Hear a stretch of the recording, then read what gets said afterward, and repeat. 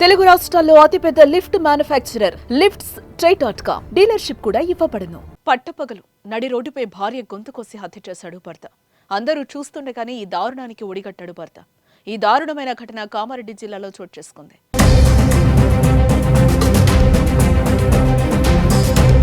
కామారెడ్డి జిల్లా కేంద్రంలో ఆర్బీ నగర్కు చెందిన నర్సింహులు మహేశ్వరి భార్యాభర్తలు నివాసముంటున్నారు.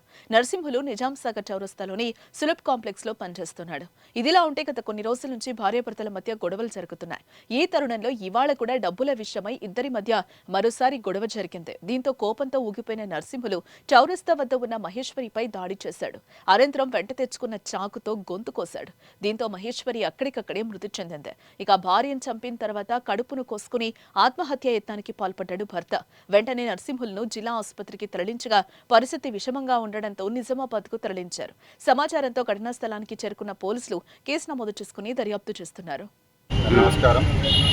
ఈరోజు మధ్యాహ్నం అందాద 1:45, 1:50 ప్రాంతంలో కామారెడ్డి పట్టణంలో నిజాం సాగర్ చౌరస్తాకు సమీపంలో ఉన్నటువంటి ఉచిత మరుగుదొడ్ల దాంట్లో పనిచేసినటువంటి నర్సింహులు అనే ఆయన వయసు దాదాపు 60 సంవత్సరాలు ఉంటుంది. సులభ్ కాంప్లెక్స్ దాంట్లో వర్కర్గా పనిచేస్తాడు. అయితే అతని భార్య మహేశ్వరి అని చెప్పేసి కానీ ఆమె ఒక 45 to 50 years ఉంటుంది. వీళ్ళు క్యాస్ట్ బై మున్నూరు కాపు. ఇద్దరి మధ్యలో గొడవలు ఉండడం వల్ల అతను ఆ టైంలో మధ్యాహ్నం 1:40, 1:50 టైంలో అంటే ఇక్కడనే ఇద్దరు గొడవ పెట్టుకొని భర్త ఎవరైతే నర్సింగ్ ఉన్నాడో అతను ఈ మహేశ్వరిని కత్తితోటి మెడ మీద మరియు పొట్ట మీద ఇష్టమైనట్టుగా పొడవడం వల్ల అక్కడే చనిపోయింది. అట్ ద సేమ్ టైం అతను కూడా అదే కత్తితోటి తను కూడా పొట్టలో పొడుచుకోవడం వల్ల అతని పేగులు కూడా మొత్తం బయటకు వచ్చినాయి. అతను ఇప్పుడు అపస్మారక స్థితిలో ఉన్నాడు. అతను కూడా ట్రీట్మెంట్ అందించడానికి గవర్నమెంట్ హాస్పిటల్ కామారెడ్డి షిఫ్ట్ చేయడం జరిగింది. అక్కడి నుంచి వెళ్ళి మెరుగైన చికిత్సకు నిజామాబాద్.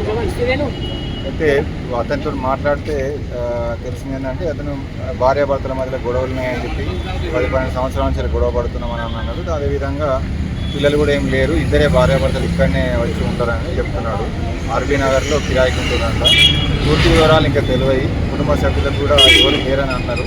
తెలుసుకుంటున్నాము. ఈ లోపల పోలీస్ తరఫున ఇన్వెస్టిగేషన్ అనేది నడుస్తూ ఉంది. పూర్తి వివరాలు త్వరలో వెల్లడించారు. హత్యకు సంబంధించి ఏ వస్తువులు స్వాధీనం చేసుకుంటారు? అది ఇన్వెస్టిగేషన్లో ఉంటుంది.